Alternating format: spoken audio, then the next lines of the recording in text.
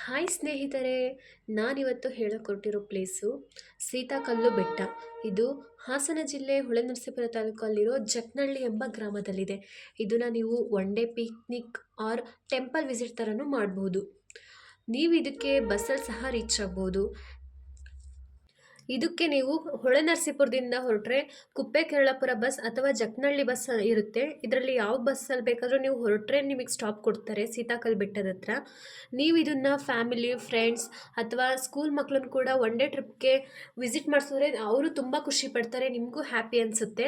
ಇದು ಹೊಳೆನರಸೀಪುರದಿಂದ ಕೇವಲ 14 ಕಿಲೋಮೀಟರ್ ಆಗುತ್ತೆ. ಈ ಜಾಗದಲ್ಲಿ ರಂಗನಾಥ ಸ್ವಾಮಿ ದೇವರು ನೆಲೆಸಿದ್ದಾರೆ. ಇದರ ವಿಶೇಷತೆ ಏನೆಂದರೆ, ರಾಮ, ಸೀತಾ ಮತ್ತು ಲಕ್ಷ್ಮಣ ವನವಾಸಕ್ಕೆ ಅಂತ ಬಂದಾಗ ಅವರು ಇಲ್ಲೇ ತಂಗಿದ್ರು. ಅವರು ವನವಾಸ ಮುಗಿಸ್ಕೊಂಡು ಹೋದ ನಂತರ ಈ ಜಾಗ ತುಂಬ ಹೆಸರುವಾಸಿಯಾಗಿ ಸೀತಾಕಲ್ಲು ಬೆಟ್ಟ ಅಂತಲೇ ಫೇಮಸ್ ಆಯಿತು. ಈ ಜಾಗದ ಇನ್ನೊಂದು ವಿಶೇಷತೆ ಏನಂದರೆ ಸನ್ರೈಸ್ ಆರ್ ಸನ್ಸೆಟ್. ನಾವು ಹೋದಾಗ ಫ್ರೆಂಡ್ಸ್ ತುಂಬ ಬಿಸಿಲಿತ್ತು, ಸೊ ನಾವು ಅದನ್ನು ನೋಡೋಕ್ಕಾಗಲಿಲ್ಲ. ನೀವು ಹೋಗಬೇಕಾದ್ರೆ ಸನ್ರೈಸ್ ಟೈಮ್ ಆರ್ ಸನ್ಸೆಟ್ ಟೈಮಲ್ಲಿ ಹೋಗಿ, ತುಂಬ ಚೆನ್ನಾಗಿರುತ್ತೆ. ಹಾಗೆಯೇ ನಾನೊಂದು ಇಲ್ಲಿ ಝೂಮ್ ಮಾಡಿ ತೋರಿಸ್ತಾ ಇದ್ದೀನಿ ನೋಡಿ. ಆ ಜಾಗದ ಬಗ್ಗೆ ತುಂಬ ಇತಿಹಾಸನೇ ಇದೆ. ಅಕಸ್ಮಾತ್ ನಿಮಗೇನಾದರೂ ಹಾಸನ ಡಿಸ್ಟಿಕ್ ಅವ್ರು ನೀವು ಆಗಿದ್ದರೆ ನಿಮಗೆ ಗೊತ್ತಿದ್ದರೆ ಕಮೆಂಟ್ ಮಾಡಿ ತಿಳಿಸಿ.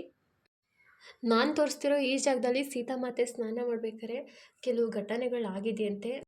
ಈ ಸ್ಥಳದ ಬಗ್ಗೆ ನಂಗೆ ಅಷ್ಟೇ ಇನ್ಫಾರ್ಮೇಷನ್ ಗೊತ್ತಿರೋದು. ನಿಮ್ಗೇನಾದರೂ ಗೊತ್ತಿದ್ದರೆ ಕಮೆಂಟ್ ಮಾಡಿ ಫ್ರೆಂಡ್ಸ್. ನಿಮಗೇನಾದರೂ ಈ ವಿಡಿಯೋ ಇಷ್ಟ ಆಗಿದ್ರೆ ಲೈಕ್ ಮಾಡಿ, ಕಮೆಂಟ್ ಮಾಡಿ, ಶೇರ್ ಮಾಡಿ, ಹಾಗೆ ಸಬ್ಸ್ಕ್ರೈಬ್ ಆಗಿ.